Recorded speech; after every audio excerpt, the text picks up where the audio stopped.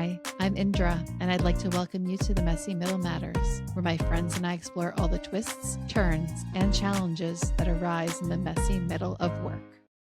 Hi, everyone. Today we have a really, really good topic. At least I'm going to enjoy it, and I really hope you're going to enjoy it too. It's around lessons learned when you're scaling organizations, which is kind of one of my favorite things to do for lots of reasons, because you can learn so much through that process. But so for today, I have somebody who's done this, and I would call is we could call you a messy middle master, Derek Kastner. Hey, I might throw on I got a Messy Middle Masters logo that I put on for some of these. So I think I'm going to pop that on for this one so everyone can check that out. But Derek Kastner, I will not do you justice. Why don't you tell everybody a little bit about yourself, who you are, and then we'll get into some of the nitty gritty of scaling.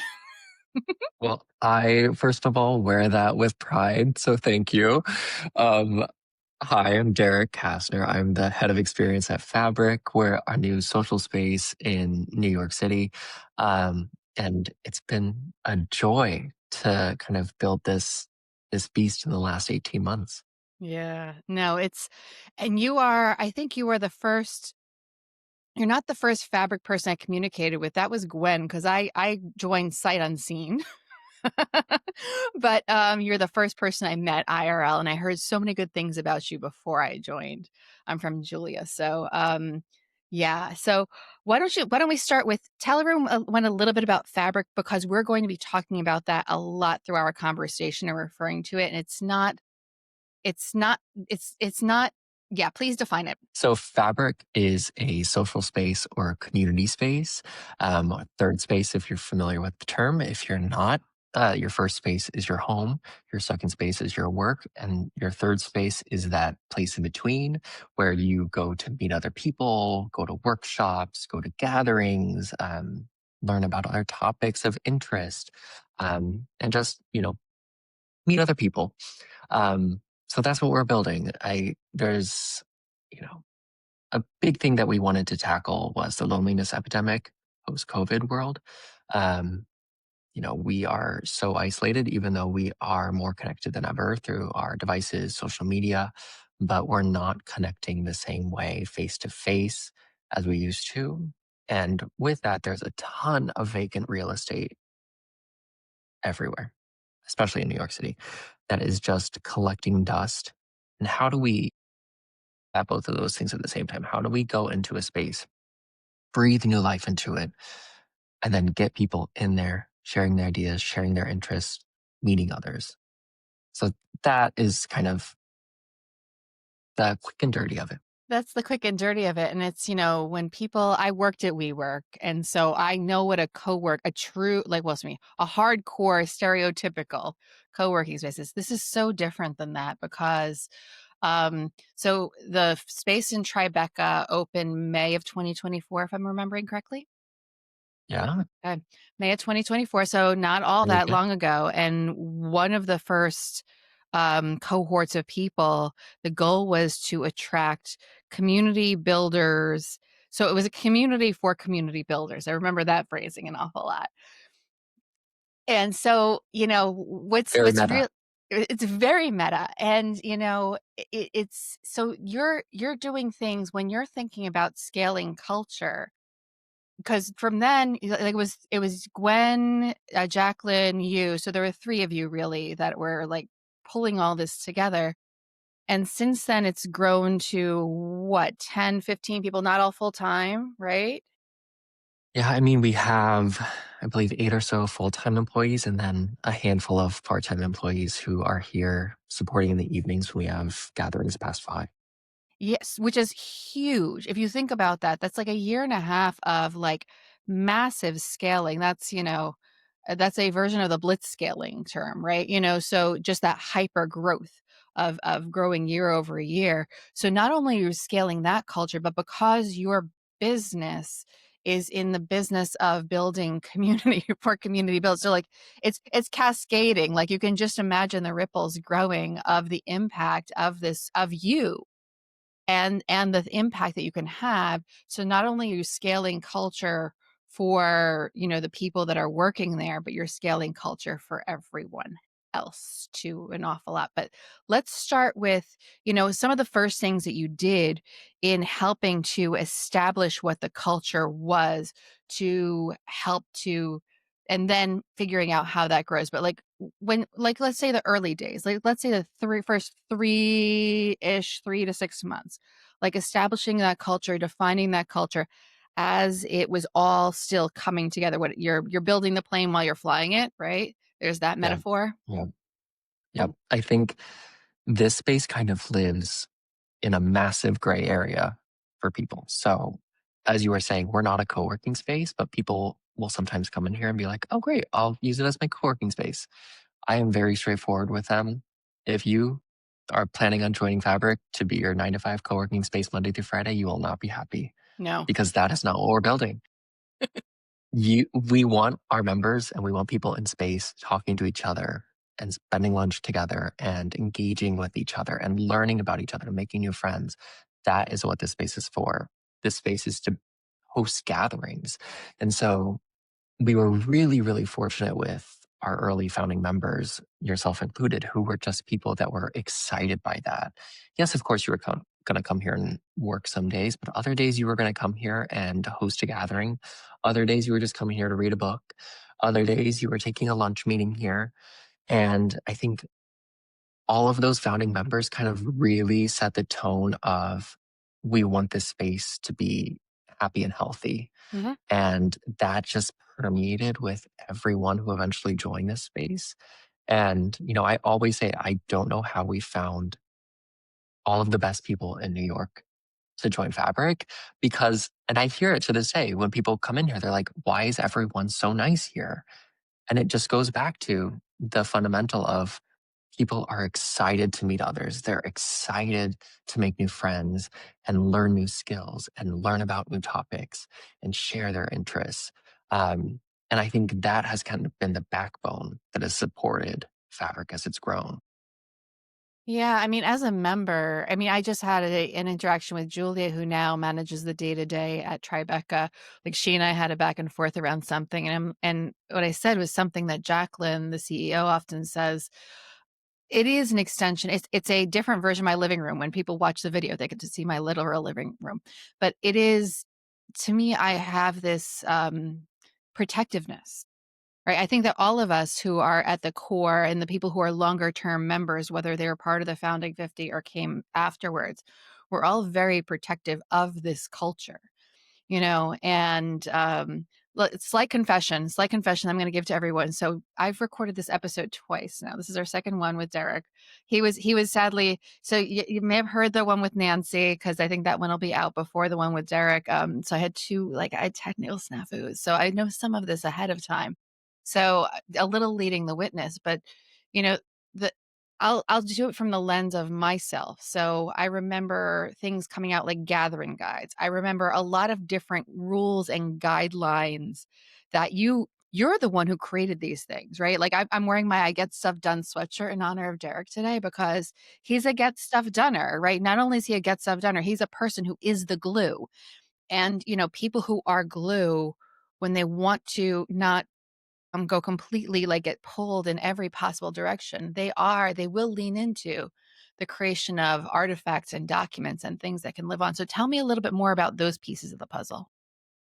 Yeah.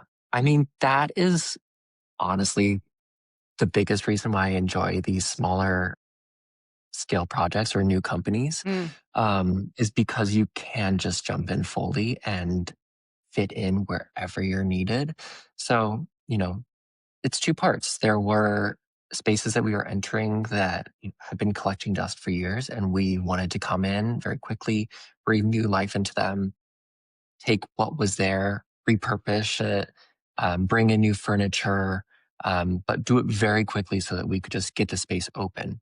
So there's an element of, design and space. And I remember the first time I came into the Tribeca space, I opened one of the doors and I was like, this room looks like Les Mis. There's a barricade in here. What is going on? And so I spent that morning pulling out all of these benches and these chairs that were just piled up to the Oh, ceiling. I can guess which And room that was. Yeah. Mhm. And right behind it was a recording booth. And I went, "Did anyone know that we had a recording booth in here?" And nope, but we rolled with it. Earlier this week, I was in Dumbo hanging sound panels Mm, because we wanted to kind of dampen the sound and make it a little more cozy. You know, there's an ability to dive in and kind of create the space that you want to build and the space yeah. that you want to create. Um, but with that, you have to be very adamant about kind of the rules and the regulations of the space itself. So, like you said, we built a gathering guide that was best practices on how to host in space. Some people who are coming in here have hosted all over the city, do it Hmm. nightly, and they can come in somewhere and they do it like the back of their hand. Sugary And and then at the end of the DK. night, yep, they are good and they head on to the next thing and they're pros. There are other people who are just starting out, and that's like who we wanted to be mindful of too. We want to support those people who are just starting out. So that guide was built so that those people had a resource to go from 0 to 100. And we have our member guide, which is kind of how are you using the space, our terms and conditions.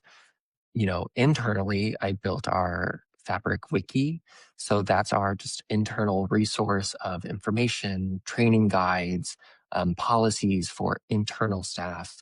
Um, all of that is changing every single day and sometimes changing drastically week over week. But that's also the exciting part, is you set it and then you can quickly play and then see what works. If something's not working, completely pivot and try something else out. But you're writing it down, and there are so many. So you hit on a whole bunch of different things, but because in startup life is not for everyone. And there's different stages of the startup, right? I'm good at startup life from like a B2C round of funding, at least maturity wise. For whatever that means, I can go into that in another episode and I'll probably drop something into the glossary so people know a little bit about that. But like no matter what stage you are in a startup or an early stage organization or early stage team, even within an enterprise, like sometimes people are so focused on like, I need to hustle, right? Borrowing my WeWork terminology, which drives me crazy, but it is a good word. Sometimes you're so busy trying to get the thing done that you don't take the time to write it down, but there's so much value in writing it down as you go, because a bunch of things like folklore, because too many startups focus on folklore. Like just everything is word of mouth. Everything is word of mouth. And that doesn't allow for the consistency. But what I've found in at least the documents that I've been privy to is it's a good set of guardrails, right? So that person who has done it a gazillion times, I'll choose Ruthie this time, right? Who's done it a gazillion times, if she decides that and she's not this kind of person, but if she wants to do something completely wacky, she can look at it and be like, okay, that's outside of the guardrails. I'm not going to go that route. That's not going to fit here, right? But if you are that new person, you have that guardrail to hold on to, right? And it's just it's a beautiful way of blending, like supporting that spectrum of experience. Yeah. And I've worked in companies before where I've had to build them after the fact. And it is so much harder because then you're racking your brain of what are those small details that I know I'm missing, but I can't think of them in this moment. Or where were we 6 months ago? Can I go back to where we were 6 months ago and have a reference point of what was working and what we changed and why we changed it? Playing catch up is not a game I want to play. So, when I first joined Fabrik before we even opened this space, I knew from the get go, everything had to be written down. Yeah. Everything had to be put on paper. It didn't matter if it was changing in 5 days. I Yeah. had to know where we were at that moment so that we could build to the next. It's because the brain can trick itself, right? If you don't write it down. And like you're just saying, it gives you such a it's so funny. earlier this week, I don't know why I started actually, I do know. I started digging for old resumes. So I went to my Yahoo email. I'm like, I typed in the word resume. I'm like, how far back can I go? Found something with my most recent job starting in 2002. I was like, and what I did with this is I took my resume and I fed it into Chat GPT, who knows me pretty well. I'm like, hey, old resume. Any thoughts on the person I was and where I am now? And gave me a lovely thing. I don't want to digress into that too far, but like without that, but the same thing with your documentation. That's why I'm bringing it up.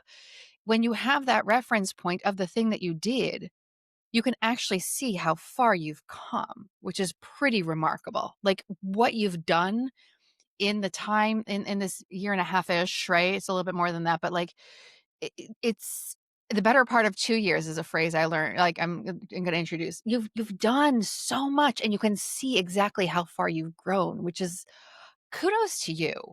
Kudos to you, because not only are you scaling, so you've gone from one location in Tribeca, there's another location in Dumbo. There are team members who are like, this is an IRL space, but some of the team members are distributed for very strategic reasons, right?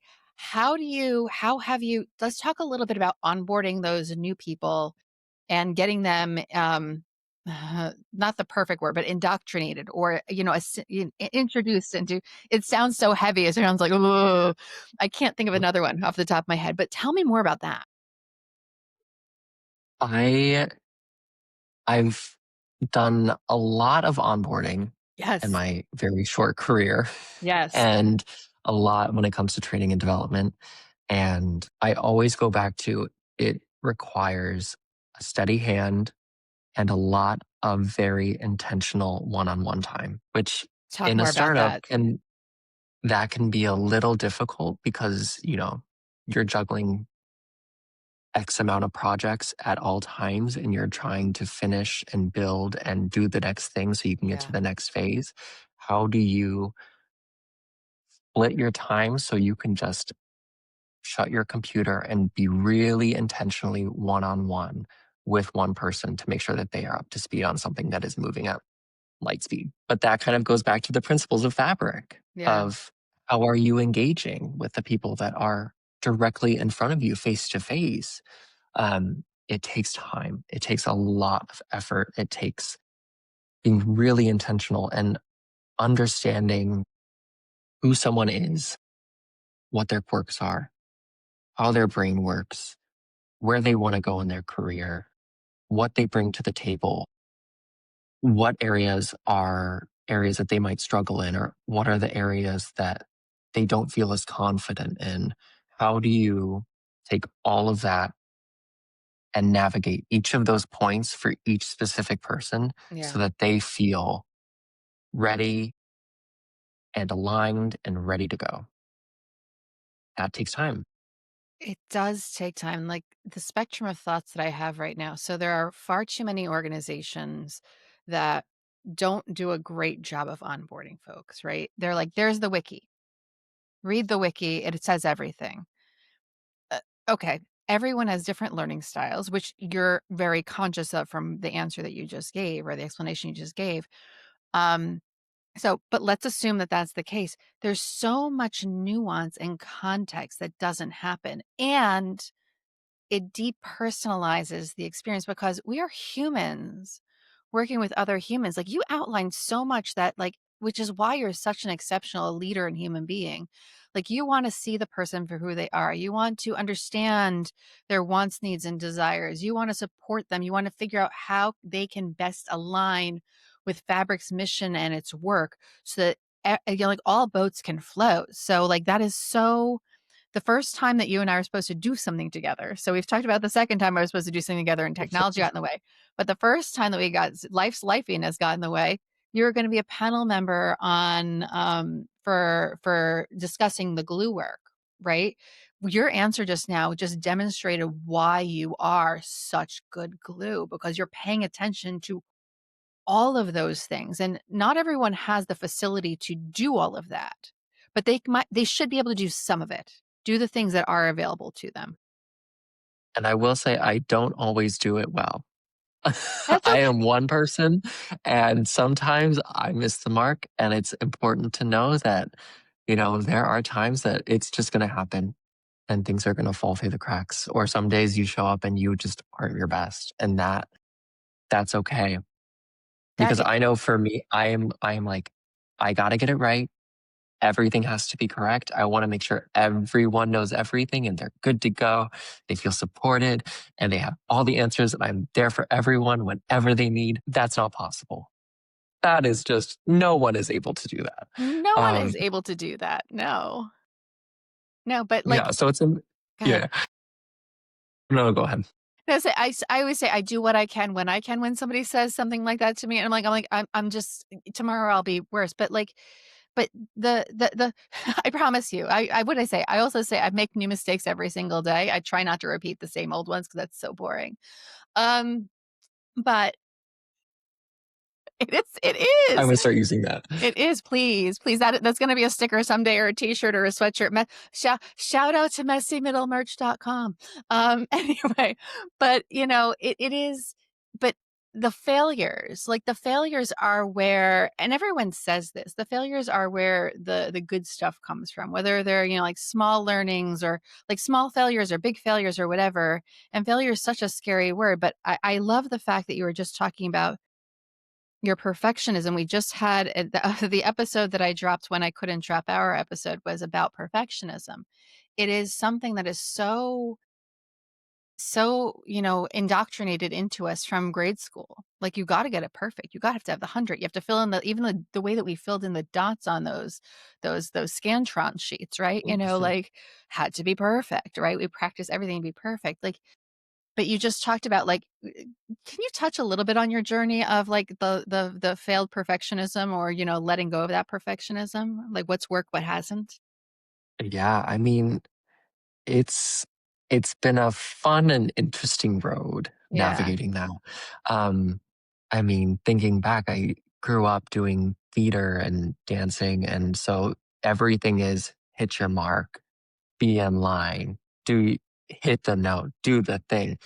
And I think that kind of cemented mentality. Also, wanting to be a high achiever, being in AP classes, and like wanting to see, success in that regard. I think all of those things were wonderful in setting a foundation for, wanting to succeed. Sure. But if you let it go too far, it can go too far in that direction.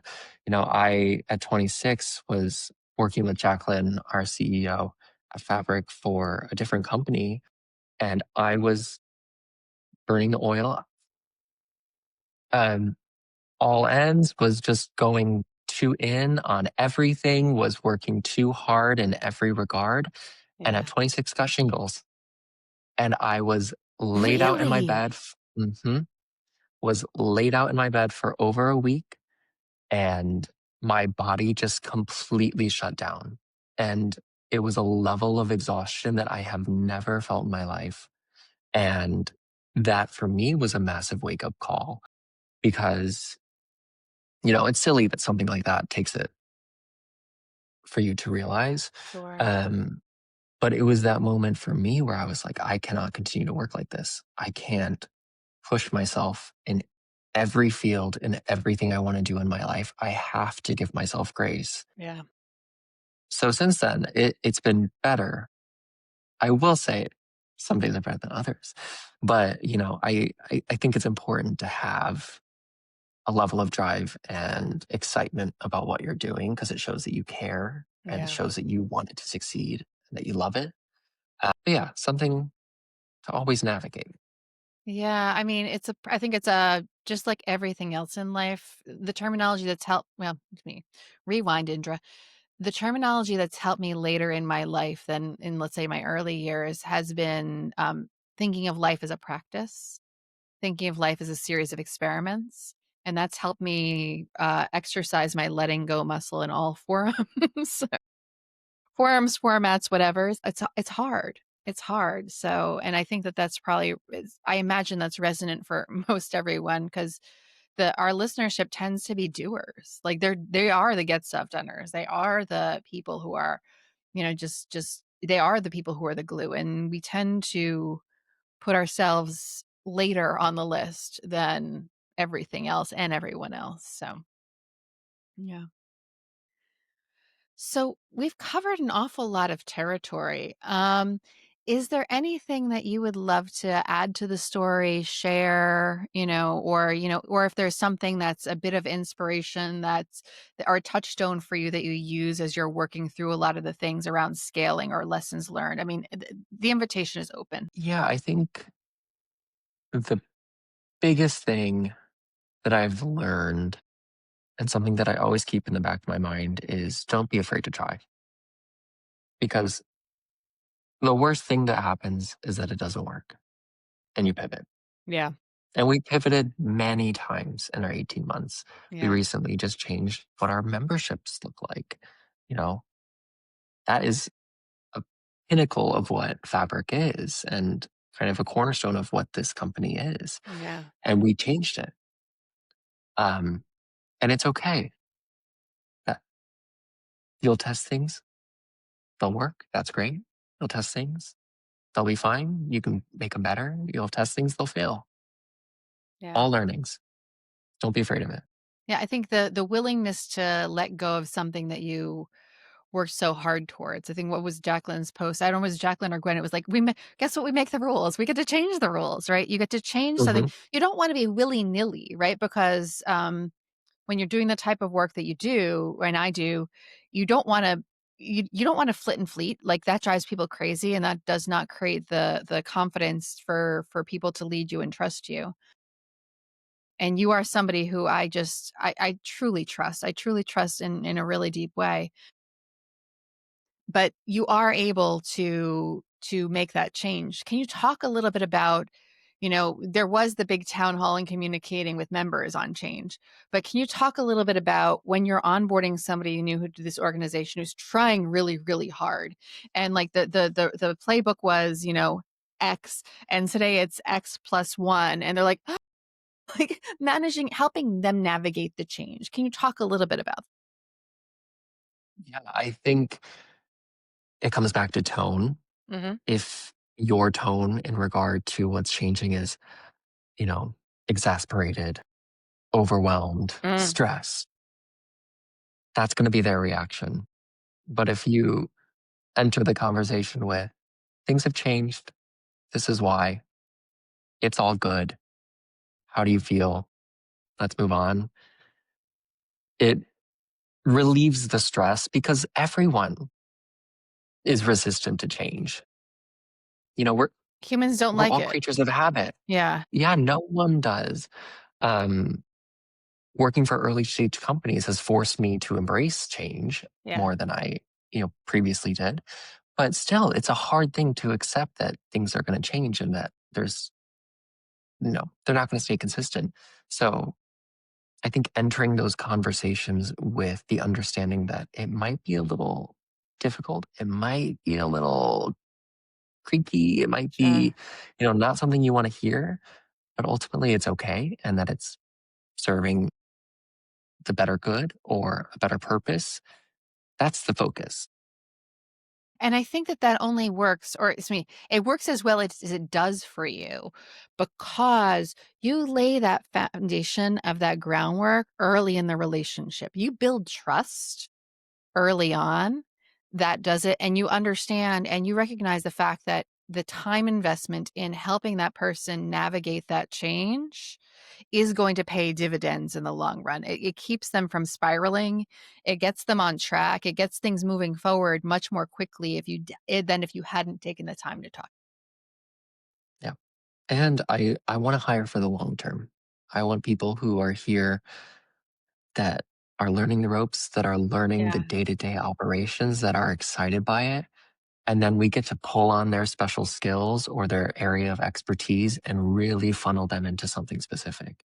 That's the goal with anyone that you hire in an early stage company is that they get brought on, they get excited, and then they can bring their specialty to the table and you get to highlight it. And I then they're there forever and they're supporting you in the long term. But, that's the goal. I love that. I feel like we have another episode on identifying the right talent for you, or maybe a panel discussion on it or whatever, because that's a whole Pandora's box that I could totally like. I'm so tempted to jump right into it because I'd like, oh, because it is hard, and it also speaks to something that I've been working on. Again, I think this is a different conversation, but to how do you pull talent along as how do you help the talent evolve as the organization evolves, because what you needed 12 months ago is not what you need now, and how do you help them grow with it. Different topic. If you're interested, maybe we can do a topic on that somewhere in some format. Always. But Derek, Always. you are one of the first people when I was floating the idea of the podcast who said to me, you asked me, how long are your episodes? And I said, 30 minutes. He goes, thank goodness. And then the other thing that you said to me is you jump right in. You don't tell me about, your coffee. I know my audience. We don't have the time. Like, not that we're not interested in hearing about someone's coffee, but that's more of a one-on-one conversation than everybody in the world wanting to know. And so with that in mind, um, I just want to thank you. I want to thank you for this rich, rich, rich conversation. I want to thank you for helping me learn from my mistakes of my technology snafus, and for being so supportive of me in general in life. You are an amazing human being. I'm tremendously grateful to have you here. I'm going to drop a bunch of notes. I'm going to make sure your LinkedIn profile and everything is in there. And if you want to drop anything else in the show notes, but thank you. Thank you. I know that our listeners are going to get something really good out of this. And I hope that they join us next time when we cover another topic from the messy middle. Bye, everyone. Bye.